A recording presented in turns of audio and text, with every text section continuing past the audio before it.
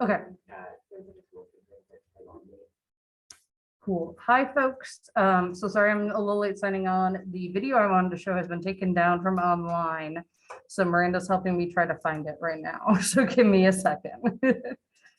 All right. So cancel your, and then where's the tool? There are tools here. Yeah, so go into videos, there's the other tool, Tools. and then any duration. Oh. Oh. Yep, that's it. Woo! Oh, yeah, this is another. Yeah, we'll see how that goes.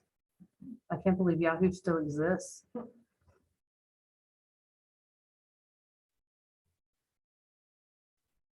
It's looking promising. We're gonna all cross our fingers. While it's thinking about work, I can give you a little bit of context. So hopefully most of you are at least vaguely familiar with this case. So Gabrielle Giffords was a US Congresswoman, a representative. Oh, good. Yep, it's gonna work. Just have to figure out the sound here. From Arizona. And she was at an event, just meeting constituents in like the parking lot of a grocery store. She had a local judge with her. They were like kids, parents, whoever, just coming out to like meet your congressperson. And a gunman came up and started shooting and shot her through the head on the left side of her brain, and she survived. The judge was assassinated, as were several other people, unfortunately. Oh, I mean, just like the volume's all the way down, that's probably why we can hear. On the video itself, too. Okay, awesome. Turn that off. And so her case is quite remarkable because A, no one expected her to survive, to be honest. And then B, she has recovered a lot of her functioning. So one of the things we'll look at actually is a very recent video because it's recently been the 10-year anniversary of this happening to her. But we'll watch that after the 40-minute video, which again, I really like because it shows a lot of her recovery process. So it shows a lot of what speech therapists and neuropsychologists and neurosurgeons have to do when someone has this level of head trauma, since we're talking about recovery of function now. All righty. Those captions should be Hi, on. Congresswoman Gabby Gifford, her husband, astronaut Mark Kelly. Gabrielle Giffords is too tough. Her death after a deranged stranger fires a bullet through her brain. Tonight, the videotapes of all those months of small, hard-won victories, setbacks, sadness, and joy.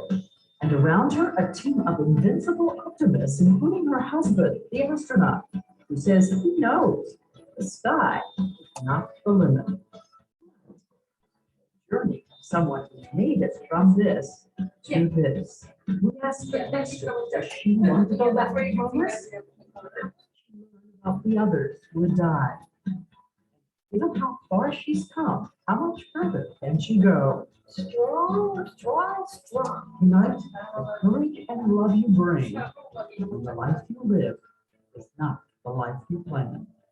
Gabby and Mark, courage and hope. Good evening. Someone who knew them once said that Gabby Giffords and her husband, Mark Kelly, were simply America at its best. She once called the most positive person in Congress, an astronaut, the commander of the I space did not shuttle. actually share my screen, so thank you. And then last January, a stranger pulled through Gabby Gifford's brain. Tonight, you will see the astonishing journey from that moment until today. What happens when everything changes and what you love is put to the test. Their book is called Gabby, A Story of Courage and Hope, and we'll begin with Mark Kelly reading his description of that spirited, sunny, high-octane woman he married 4 years ago.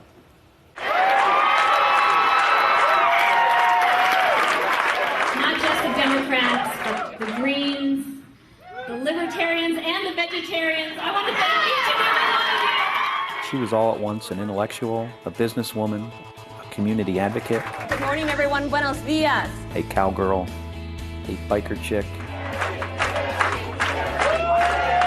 using her hands as punctuation marks, And with the chutzpah to be able to stand up and just say it like it is. and she put on her tennis shoes and started walking around the district 10 hours a day, meeting every single person.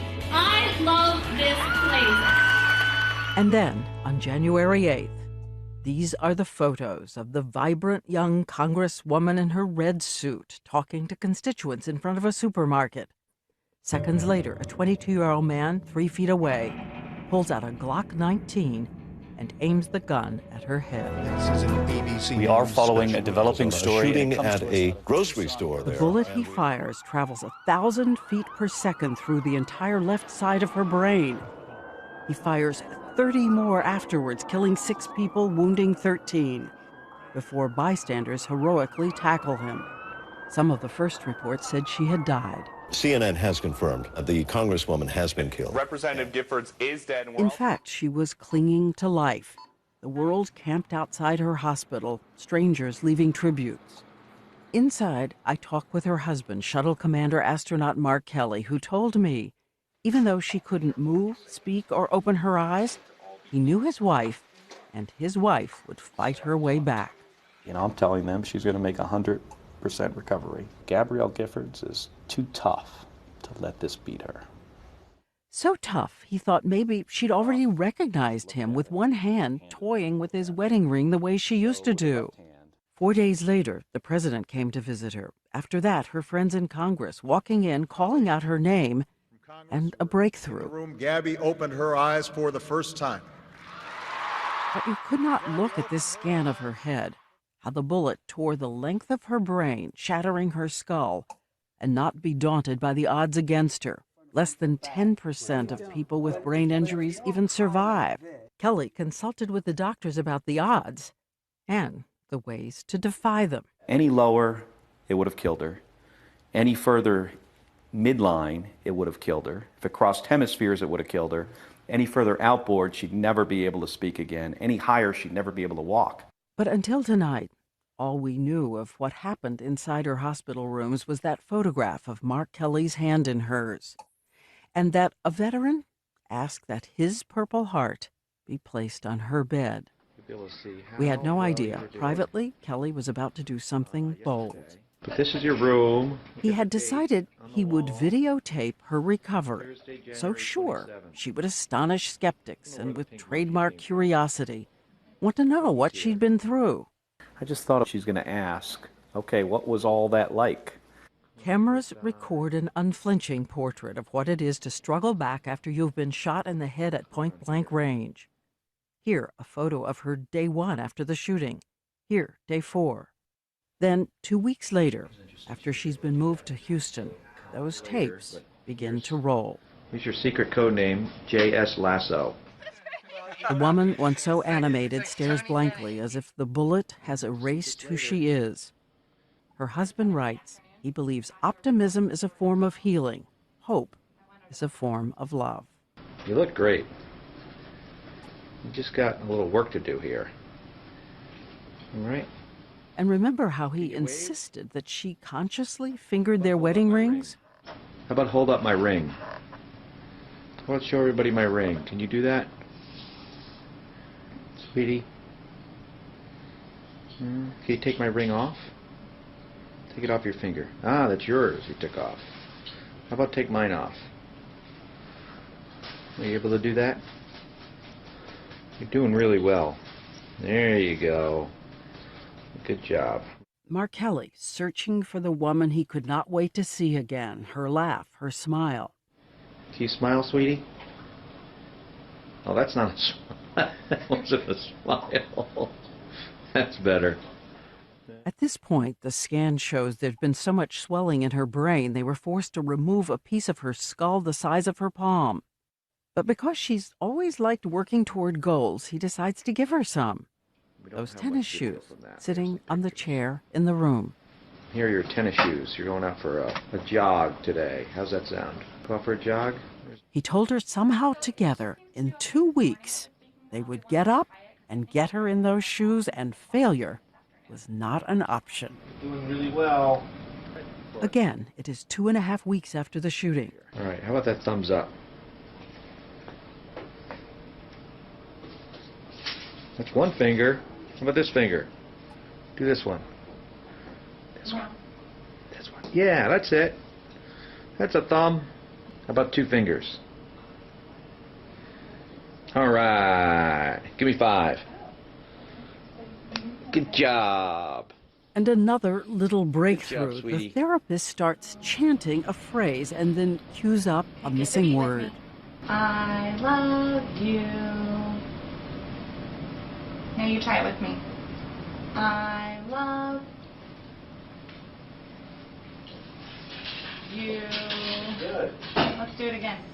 He put up a sign for visitors that said, "No crying." He writes each morning when he walked into her room, he told himself to take a deep breath and focus, focus, focus, thinking this is what those wedding vows really mean. That sickness and in health clause, that's real. And alone at night, he writes in the book, he would make a bargain with God. Even if she could never walk again, please, please, let her talk and smile. In a Tucson elementary school, a little overachiever named Gabby Giffords loves to sing.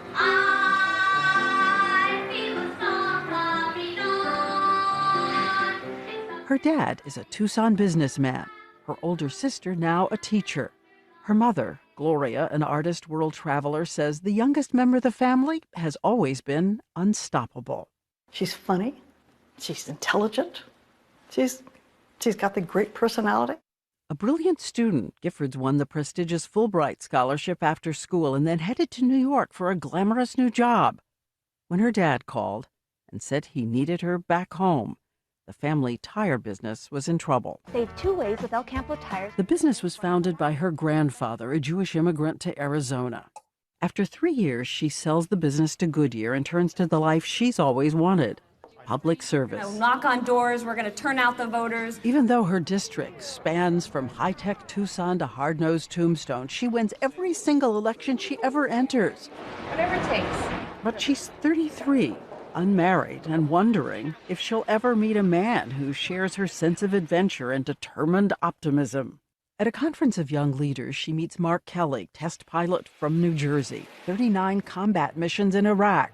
Not only was he chosen to be an astronaut, he has an identical twin brother, the only siblings ever to fly in space. He's divorced. Gabby takes out a group photo of his NASA class to seek a first impression from his future mother-in-law. She shows me the picture. She says, pick him out. And I'm looking at all these people, and I'm looking for, I don't know, what can I say? 6 foot tall, crew cut, blonde, Air Force Academy flyboy. I don't know, something like that. And she was like, she says, no, that's not him. She says, it's this one. Did she think you were the glamorous man? Initially, no. What I'm saying? Oh, okay, all right, whatever. You said of your in-laws that it was kind of like... Meet the parents. Yes. A little bit of free spirit. He's military. And he married into a family of wild people, except for Gabby. And those two cultures will merge in 2007, a blissful, crazy quilt of a marriage ceremony. Her free-spirited family, his 2 daughters from his previous marriage. He's Catholic. She has a mariachi band playing Hava Nagila. With the chuppah, and it's all lit up, and she is beautiful, and I'm looking in her eyes, and it just starts to rain. A kind of mist that lasted exactly the length of their vows. And then it just stopped. It was just incredible. And talk about long-distance marriages. He's circling the globe 200 miles up, 17,500 miles per hour. Good morning, Houston. I want to say thanks to Gabrielle for the great choice of wake-up music. On Earth, she is making her mark in Congress and racing through 750 events each year. This is the future, baby, right here. That's right. On the phone every night, they dream of a life together. And we now know from the book something else was interrupted by that bullet on January 8th. Gabby has 2 stepdaughters, Claudia and Claire. but she wanted us to have a child of her own. By now, she is 40 years old. They start in vitro. She is eager to get pregnant, but the lives they live mean she has to postpone appointments. Snowstorm, she couldn't get back. Couldn't get there. And then she would have been pregnant on January 14th if everything went right. And then January 8th happened. They had hoped to call her parents with happy news. Instead, January 8th, a different call. And they told me, he said, Gabby's been shot. I said, somebody shot my baby. Somebody shot my baby. Gloria raced straight to the Tucson hospital. I started the car, and then I heard something. I heard, be still and know that I'm God. And this thing came over me. And I'm not proselytizing, okay? Never happened to me before. And so a husband and his mother-in-law form an indomitable alliance of optimism. Gloria singing songs to her daughter, like the one from Annie Gabby sang in elementary school. We are back now on those videos. It is 20 days after the shooting. Dedicated therapists have her sitting up in a wheelchair. She still has a trach to assist her breathing. They start helping her rewire her brain for the basics. How to sigh. Just take a deep breath, and we're going to try and sigh. How to nod. There you go. That's the nod. Do it again. How to pucker up for a kiss. Lift together and pucker. You do it. Good. That's right. Okay, now smile really big like it's the best kiss ever. At this point, it's still not clear how much the bullet skirted or damaged key areas in the left side of the brain involving language. The one called Wernicke controls the ability to understand and grasp language. The other, called Broca, controls the ability to speak. And if there has been damage, can her brain recreate what the bullet has destroyed? Houston neurosurgeon Dr. Dong Kim. We know that happens, the ability for different parts of the brain to take on the functions of the injured part. 28 days after the bullet to her brain, an answer. Electrifying news. Gabrielle Giffords says her first word. G-A-B-B. What was the first word she said? She actually said the word what, which you would think is a question, but the way she said it wasn't like a question, and she said it over and over again. She just said what. It was like her brain booted up right at that point. And then another word. You know, breakfast showed up and it was oatmeal and a banana for like a week straight, and she finally said toast, like, I'd like some toast. But she is still in a kind of fog, trying to fight her way to the surface. Kelly writes it's as if a hurricane has blown away words. They are just out of reach. On the tape, you can see what it takes to reclaim them, phrase by phrase, working hour after hour each day. 5 weeks after she is shot, she is trying to find the word for a chair. You sit in the spoon. Okay, watch me, Gabby. Spoon, Gabby. Watch me. That's right. Watch me. She said spoon for chair. Yeah, for a while. Cheeseburger for lamp. Yes. That's all right. Hey, don't get frustrated. It's okay. And chicken. Yeah, for a lot of things. Zip up your jacket. Chicken. And it's just a word-finding issue, which is a very common thing with people that have a brain injury that affects their speech. And one of the reasons they decided to let the world see the tapes is to show what's possible with determination and the kind of therapy that can pull you through. Working harder than she ever has before, often her mom loyally over her shoulder. The fog in Gabrielle Giffords' brain begins to lift. Doctors say it's time to tell her in a limited way why she's in the hospital. With their advice, Kelly says only that someone shot her. Later, she says shot, shocked, scared. But no one mentions that there were others who died. Oblivion can be a kind of mercy when reality leaves you feeling buried alive. Kelly writes in the book about the day he rushed to hold her. Tears running down her face. She was hyperventilating, absolutely panicked. I saw how scared she was. I got scared too. At one point she said to you, "I've been beaten." I've been beaten. So I would say, Gabby, you have not been beaten. You've just been beat up. And you're going to get through this, and you're going to recover, and you're going to come back stronger than ever. This is what you tell time with. You tell time with the watch. That's it. Nice. You tell time with the watch. What's the matter? The struggling Congresswoman knows the feeling of anguish, just not the word. Are you sad?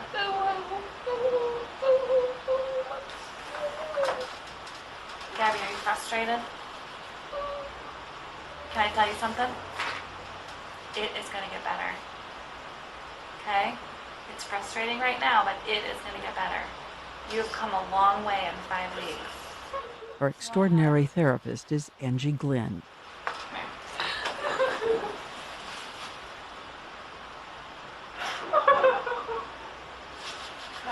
All right. Now are you laughing? All right, what fun songs could we sing right now?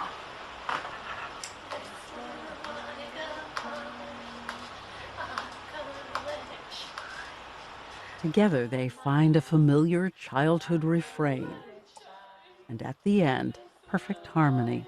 Let it shine, let it shine, let it shine. Excellent. I know it's frustrating, but are you going to get through it? Yes. Say it like a congresswoman. Are you going to get through it? Yes. As the weeks go by, we see how much music illuminates the roadmap of language inside the human mind. Remember, right after she was shot, the therapist elicited that first mouthed word with a kind of chant. I love you. And here, 1 month after the shooting, an old friend brings in his keyboard. Watch what she does. She supplies the word swell. Gee, it's great to see you looking swell. She did it. And her babe. left arm punctuates. Till that lucky day. And it's not just language. We see that music also helps with movement. Open your eye. Here, she's wearing a helmet because part of her skull was removed. Falling could be catastrophic. Her problem is the left side of the brain controls movement on the right. Since the bullet entered over her left eye, she can barely move her right arm or leg. See how right now you're starting, there you go, and that down. Beautiful, and up. Good, and down. For 33 days, she struggles against the weakness and exhaustion until finally she can get up. And then, look at this. With the help of a therapist pushing her right leg, she begins to move slowly down the hall. There it is. Again, there is music to steady her for the rhythm of each step. Playing guitar, a hospital therapist, Megan Morrow. Perfect. You got it.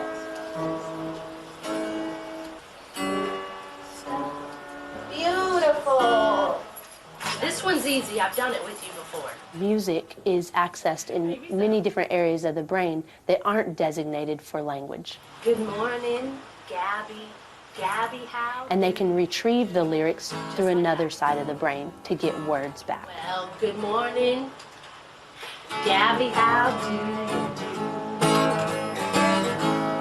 Well, she's feeling bad. Good morning, how are you? Aww. You are so funny. She's just like, bad. But what's even cooler is that you remember my song. But what about the essence of Gabby? Doctors don't know where in the brain is charm, or optimism, or humor, or charisma. Again, only 7 weeks after the shooting, flashes of the old, funny, feisty Gabby. Sit in a boom. Sit in a chair. Did you just call yourself a goofball? She said goofball giver. Girls, they wanna have fun. Oh, girls just wanna have fun. They wanna have fun. Girls. And at another point, someone has talked about hyphenated names. She makes a joke. What did you say? You can't hear you.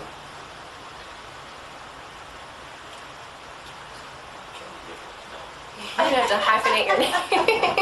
Not changing my name. Hey, no, sorry. Hard work. Yes. But you're a hard worker. Nobody works harder than you, so.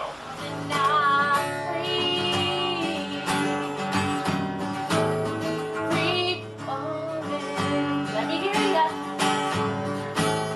Now. Free. Yeah, good. That's a rocking song. Definitely know that song. After the last videotape we saw, there were a lot of weeks of hard work. She made strides at a rate one of her therapists said was a phenomenal learning curve. Comprehension there, even when the words don't come easily.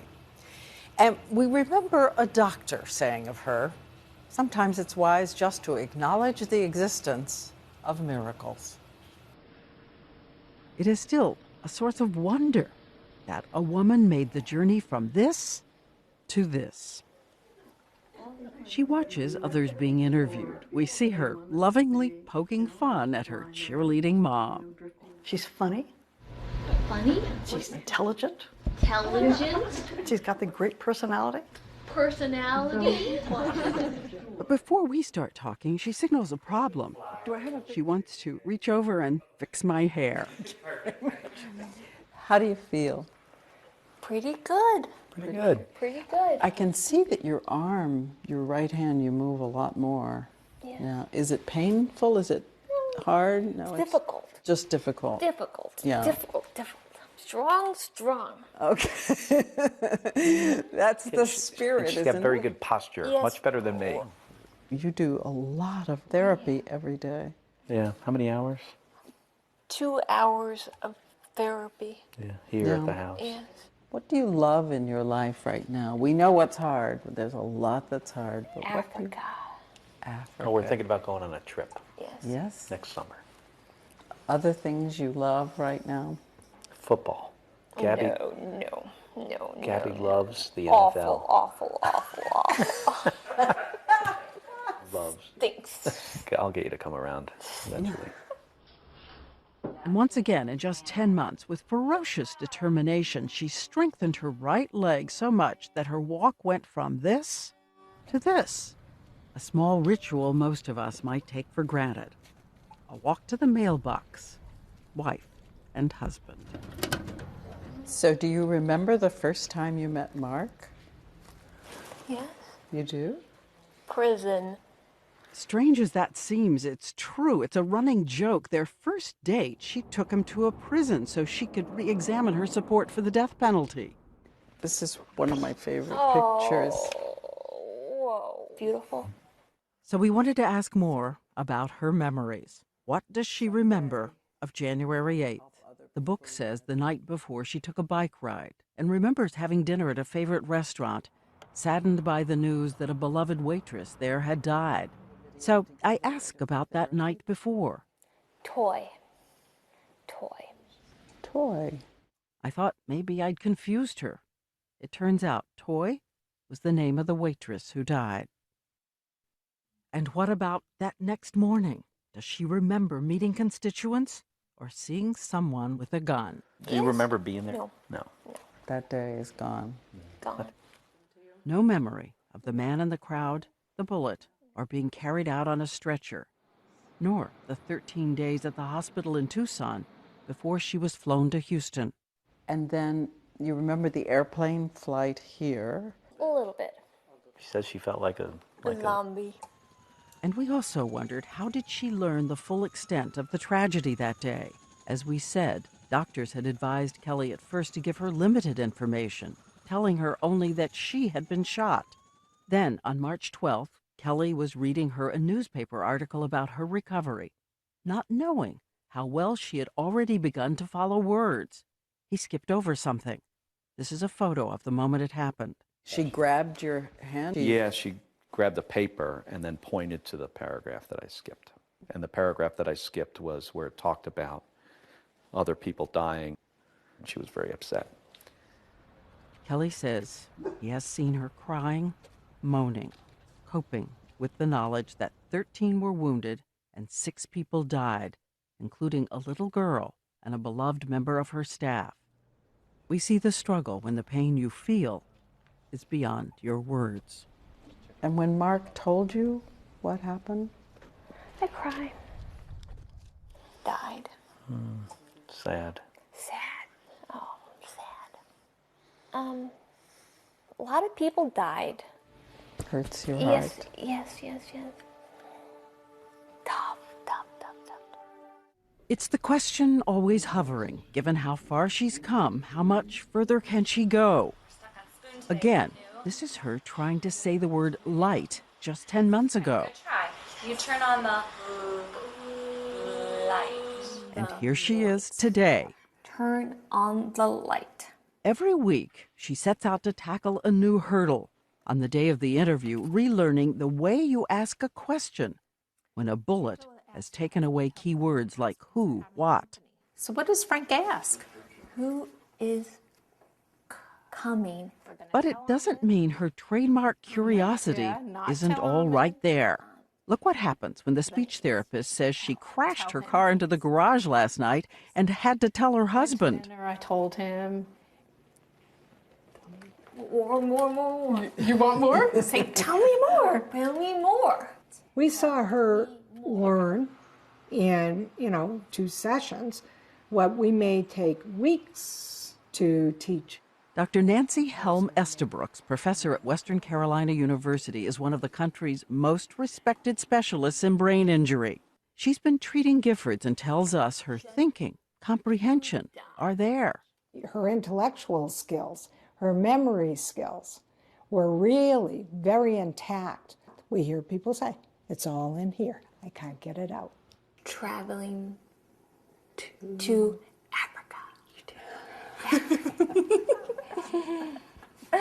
Whoa. In fact, that sound she sometimes makes is a signal to you that there's so much she wants to say but just can't summon the words.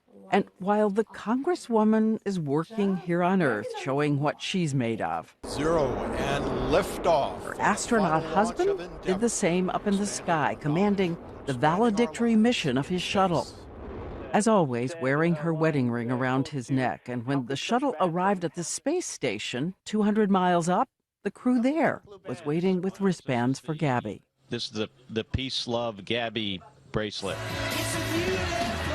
With the help of Bono and U2, the commander of the mission sends back that song she loves the most, a message, weightless, from the stars. What's on your mind? I'm looking forward to coming home. Tell my wife I love her very much. She knows. After 16 days, he guides the shuttle in at night to a perfect landing. Welcome home, Endeavor. Back to the family who always pray for his safe return. His wife and 2 daughters, Gabby's stepdaughters, Claudia and Claire. They too transformed. In the book, it's clear at the beginning, blending a family wasn't easy on anyone.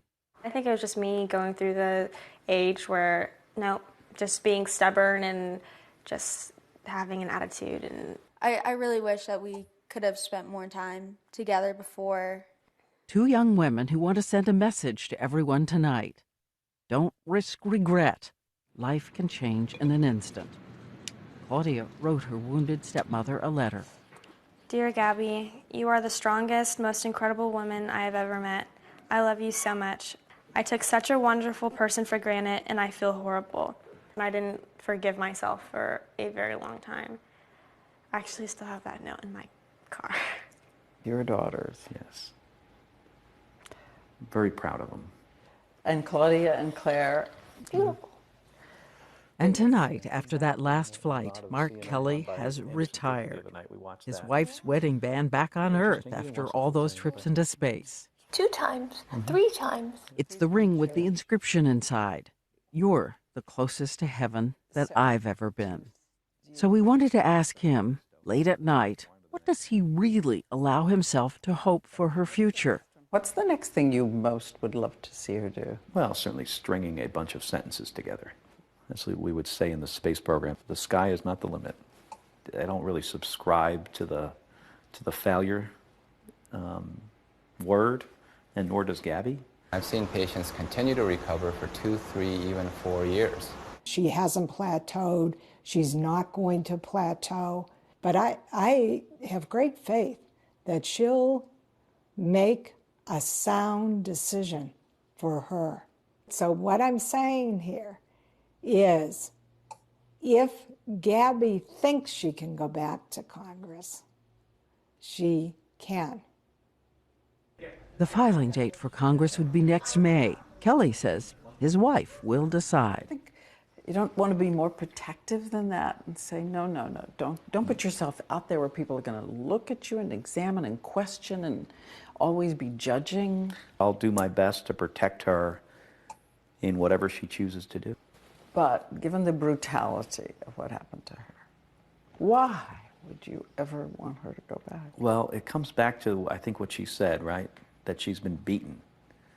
And, you know, it's one of those things you don't want to ever feel like you've been, you know, beaten or taken out. Too much hope ever? You can't have too much hope, right? Why? I mean, it's not a practical thing to do. Gabby has been blooded. Gabby's the warrior. Gabby's the survivor. And she's got a great message. She's a survivor, you know, and she tells us that every one of us is a survivor. Gifford's mother, Gloria, has been sitting on the side watching the whole conversation. She remembers the song she sang to her daughter in the hospital. Sun come out tomorrow, bet your bottom dollar that tomorrow there'll be sun.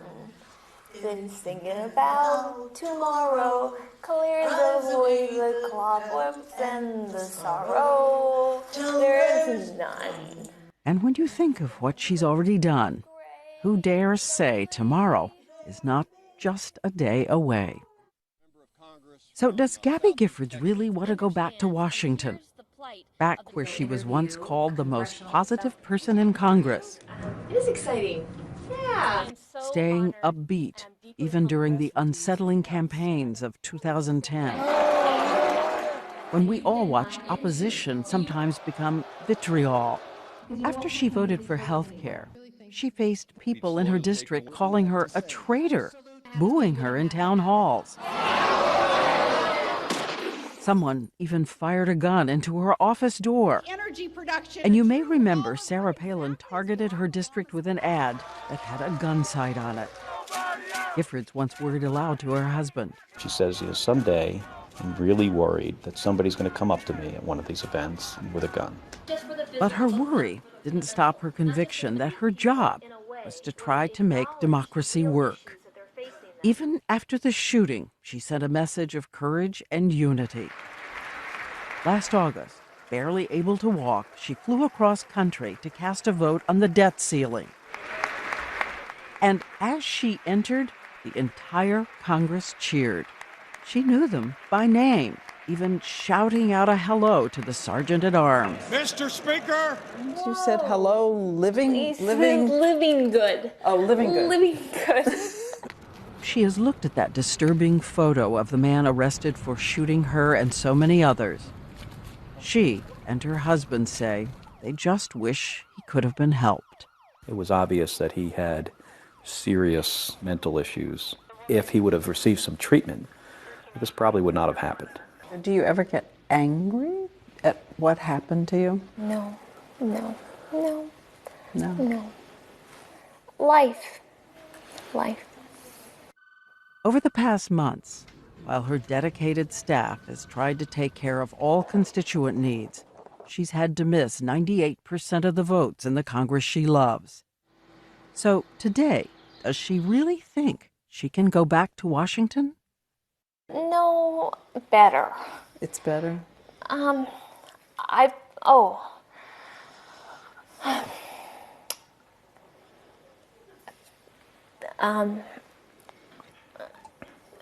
She wants to get better. Better. You want to get better. Better. And so you think to yourself, I'll go back to Congress if I get better. Yes, yes, yes. Yes. And that's where you are right now. Yes, yes. And yet, there was a sentence in her practiced list during speech therapy. I will return. Return. And you can't say, I will return without going, that's right. Kind of want that too. Oh, better. Stronger. Hard. Real hard. And the book is about that. The courage you need when the life you live is not the life you planned. And you learn there have to be many definitions of a beautiful day.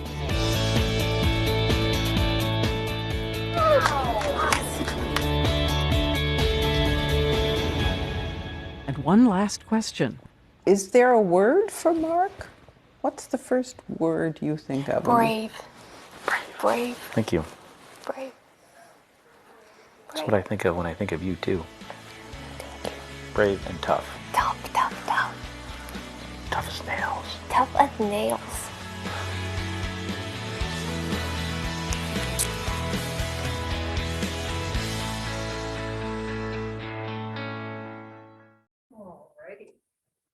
Thank you, Miranda, for finding that. You are My new money goal? My new money goal? We've got money goals. Buy a place closer to my family. okay. I did not want to click on the. I just wanted to pause. You can refinance, guys. Okay.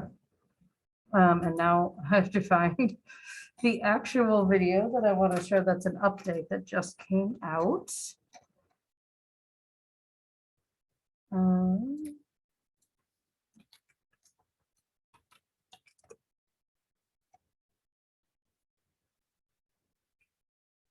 All right. So this is 7 months ago, so 10 years after the shooting. So you can see how she is doing. It's Walmart's Black Friday deals for days. Get $87 Chromebooks and score other huge deals all week long. Shop Walmart's Black Friday deals for days.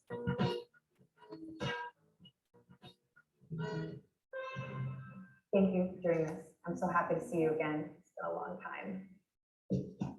Let's talk about optimism. Let's talk about an incredible accomplishment. Gabby, it's been 10 years since the shooting in Tucson. When I think about you on that day, and I look at you now, it is thrilling to see how far you've come. What does it mean to you to be here 10 years later? I'm getting better. Slowly, but I'm getting stronger. And Gabby works really hard. I mean, every week. And I think it's a testament to somebody who is just not going to ever give up. Yes. Yes. Boom. What's in it? What's inside you that gives you the will to keep fighting? Move ahead. Move ahead. Yeah, that's something I always, recognized about Gabby from, when we first were started dating, and then when we were engaged. It was always about the future. Yes. And you're not going to change the past. And this is now 10 years in the past. But we've got to all, focus on, today and the next day and the next month, and how do we make our country a better place? We don't want to dwell on the past, but to recognize how far and how much you've accomplished. I do think about that day. Mark, there was a moment, several moments, agonizing moments when you thought she may have been killed. Yeah. Well, how does this anniversary strike you? How do you deal with what comes up on this day? As we approach the 10 years, I do think back to that day often. There was a moment that where it was reported that Gabby had died. It was about 30 minutes. But Gabby's pretty tough. Gabby's pretty tough. Really tough. she's, you know, I knew there was a chance that that might not be true. And turned out that was the case. And, you know, I landed in Tucson and, you know, spent weeks in the hospital there, and then 6 months. Gabby was in the hospital in Houston for 6 months, going through extensive rehab. It was a challenging time. You know, I think this is true for most folks, and we're going through a tough time now as a country. You know, awful things happen, and they are often difficult to overcome. It's important, and this is what happened with us, and that we had the support in Tucson from a community that, you know, was able to rally around Gabby and all the folks affected by this in a way that I think highlights, you know, what our country is really about. And when we think back, we often remember the good parts, and not so much the other side of this. I read that when she would hold your hand in the hospital bed, she would turn your wedding ring. She would spin it around like that, even when she was still kind of unconscious. So was this a reaction? Because that's what she used to do when we would go out to dinner, like sitting at the table.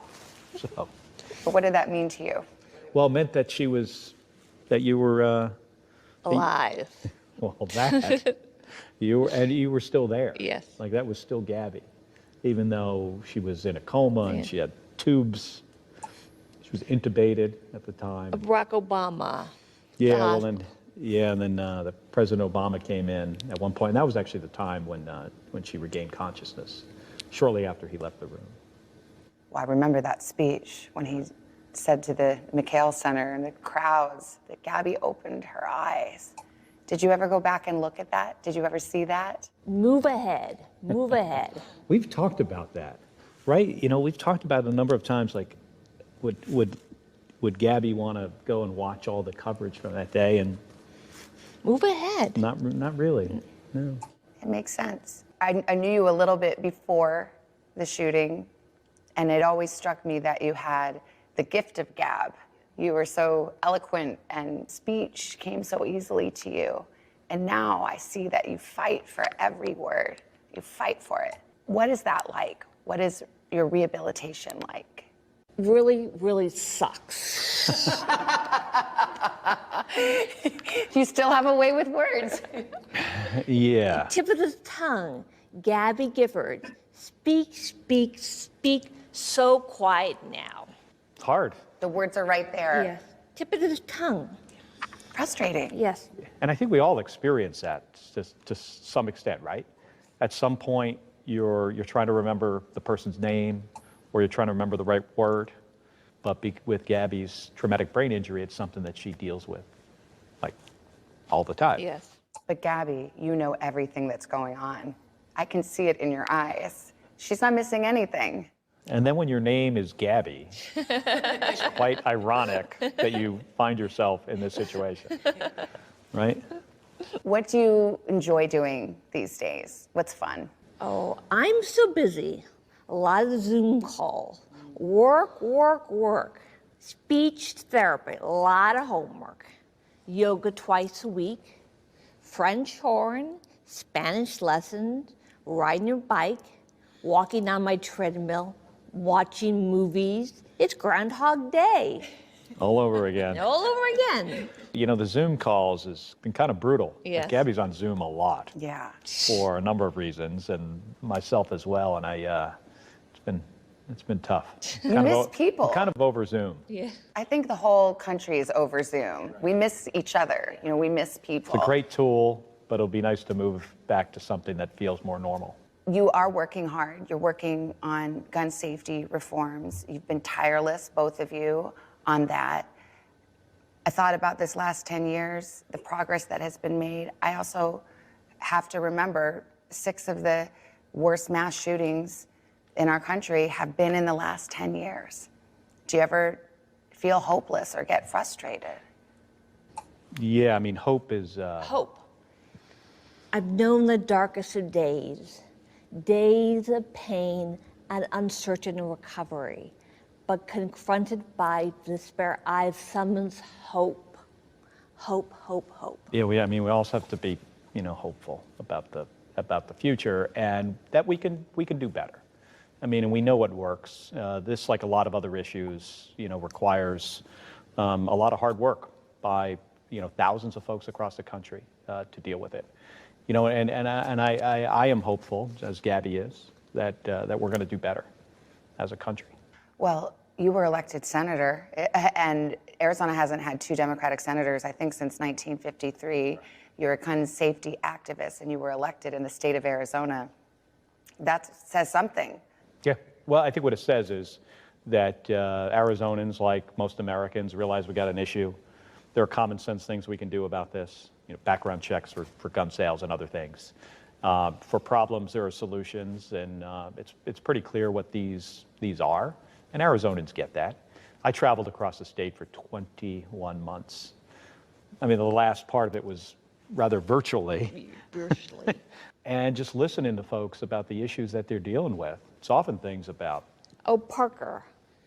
When I was in Parker, Arizona, met this elderly gentleman. I'll never, forget this. He came up to me at a senior center, and I was standing there, and there was some folks eating lunch, and he stood up from his lunch, and he says that after his wife died, he'd lost her pension, and now he was trying to get by on $700 of Social Security income a month. And he said to me, he said, please tell me that this is not going to go away. Like, I don't know what I'll do. And he even said he'd probably be homeless. So he's worried about, his situation, about, issues like Social Security. Right now we have 400,000 Arizonans that are trying to get by on unemployment benefits. Now we extended those, but folks are, really struggling, often economic issues and healthcare. So yeah, it's my job to figure out, how are we going to work in a bipartisan way, something that Gabby was really good at when she was in the House. I mean, she had, friends on the other side of the aisle. Ted Poe. Who? Ted Poe. Oh, Ted Poe. Yeah. Ted Poe was a very conservative Republican from Texas. There wasn't a lot of stuff that, they didn't agree on everything, but they did find things. The border. That they could work on together. Border issues. He was from Texas. Gabby being from Arizona. I think you would, didn't he come to Arizona? And you went to Texas, and they worked on border issues together. So it's about finding this common ground to improve people's lives. Well, it's interesting because if I had told you 10 years ago, you're going to be a senator, would you have believed that?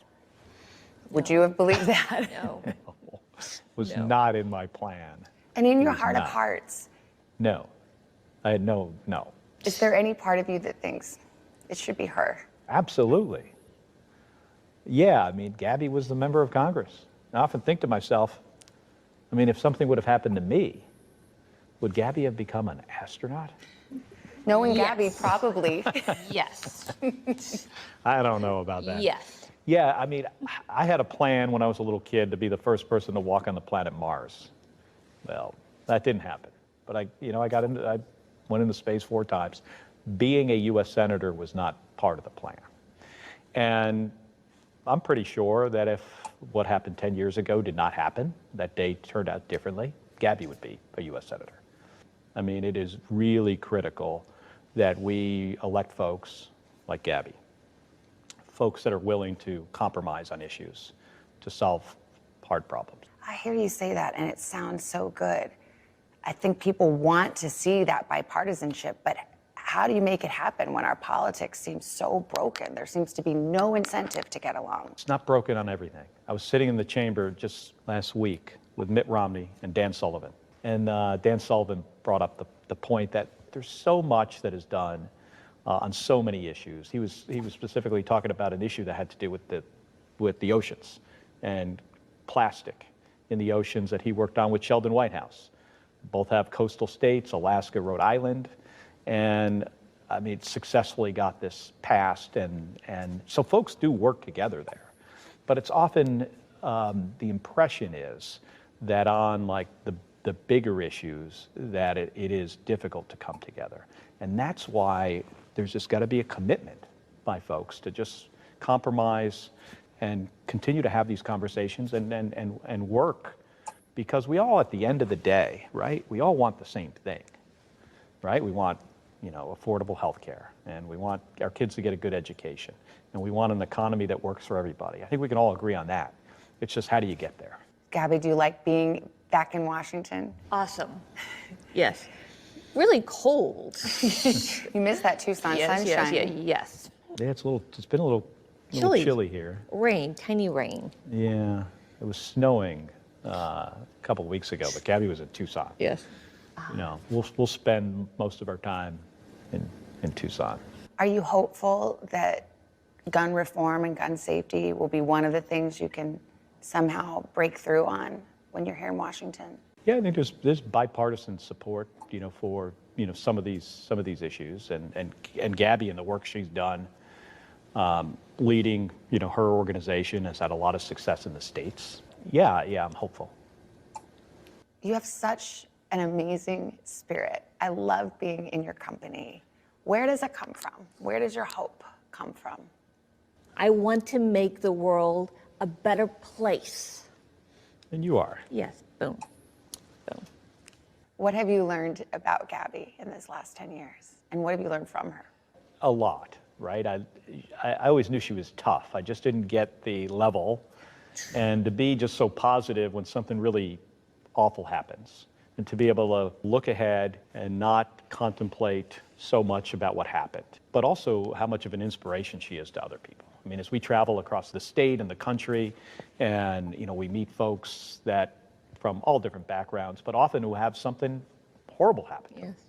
Could be a car accident or stroke or some other illness. That Gabby is an inspiration to, I would say, probably millions of people across the country and across the planet. When we were in Israel, we were up at the Sea of Galilee. Yeah, that guy. Who was that guy? I don't know. One of her doctors, who she only saw briefly in the hospital, but we're at the Sea of Galilee in a restaurant, and he comes up to Gabby. He was so excited to see her, and because he was like a gastroenterologist that dealt with her when she was in the hospital. Again, trach. no, he was the feeding tube guy. Trach. No, then he pulled it out. Oh, the worst. Yeah, no, That memory. that was the worst. Gabby generally doesn't complain about situations like this. That day she complained, and rightfully so. Well, then you knew it was bad. It had to be bad if she said so. Yeah. It does strike me, this is a year where a lot of people are struggling and for different reasons. And no, they didn't go through what you've had to go through. But what is your message to people who might be struggling and having a hard time? Be a leader. Set an example. Be passionate. Be courageous. Be your best. We spent some time, at the food bank in Tucson recently, and they're handling thousands of people, thousands of cars a day. They're handling in 3 hours what they used to do in 3 days. And folks are really struggling. And I think it's important for folks to realize that we're going to get through this. There are better days ahead of us. We're going to get through this as a country. We're going to come out the other end stronger. We've got to get folks to do a better job wearing masks, socially distancing. Hospitals are being overwhelmed right now. But we have vaccine, on the horizon, and so there is light at the end of the tunnel. So there are better days ahead of us, and our economy is going to improve. Folks are going to get back to work. Small businesses are going to come back. We just got to kind of buckle down here and understand that we really need to come together as a team. And we're going to have some new leadership in the White House, which is a positive thing. Well, we know where Gabby stands. We saw your speech at the DNC. What did that moment mean to you? Awesome. A lot of homework. French horn. A lot of time. A lot of time. America needs all of us to speak out, even when you have to fight to find the words. You worked hard for it. It's Walmart's Black Friday deals for days. Get $87 Chromebooks and score other huge deals all week long. Shop Walmart's Black Friday deals for days.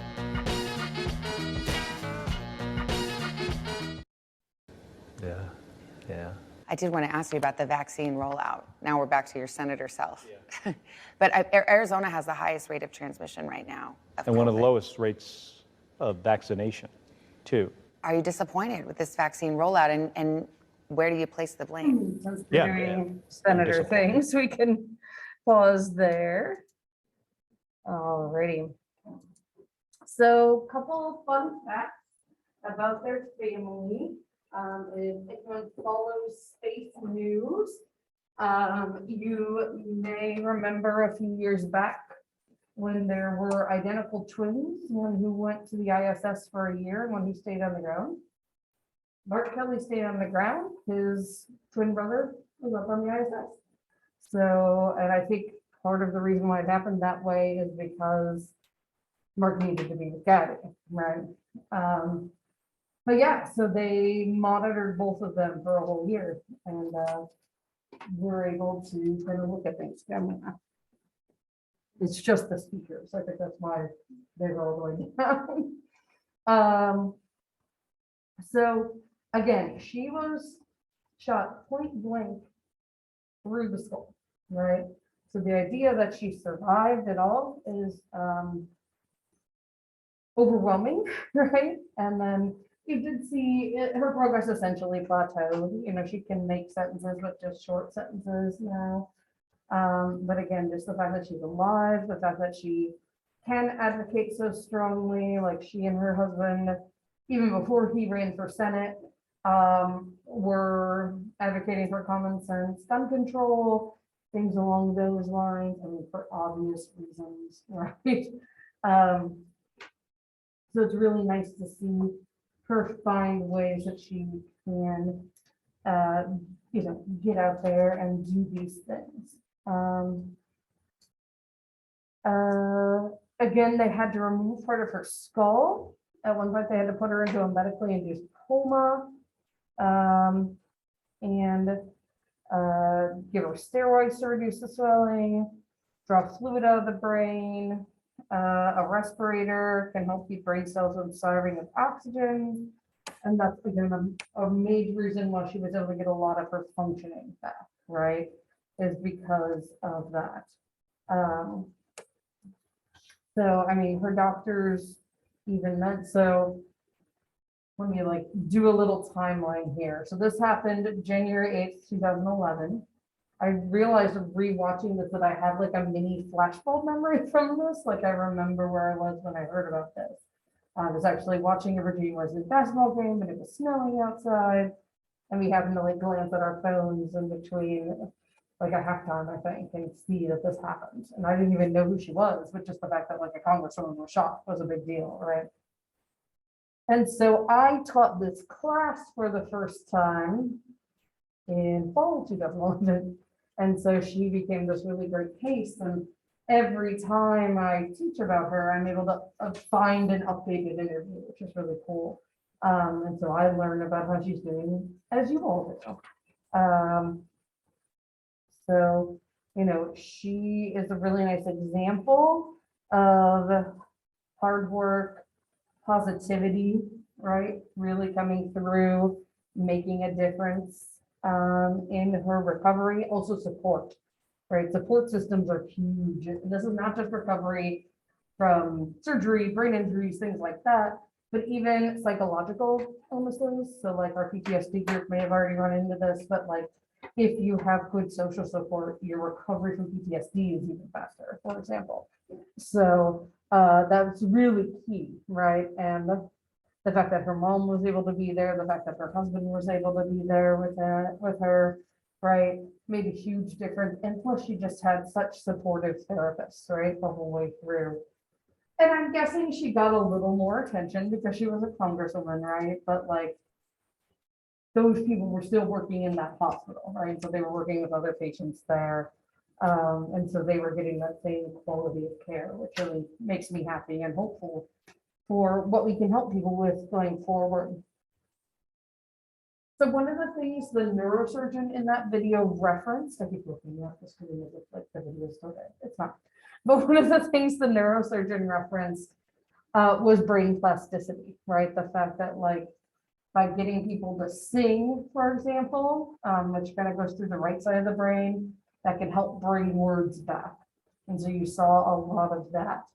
And I think I've mentioned this before, but like until the 90s, like the late 90s, we didn't think neuroplasticity was a thing. We didn't think you could like recover function. The belief was you were born with all the neurons you would ever have and all the connections you would ever have. And if those got injured, you were just screwed. Basically, like you could never recover from it.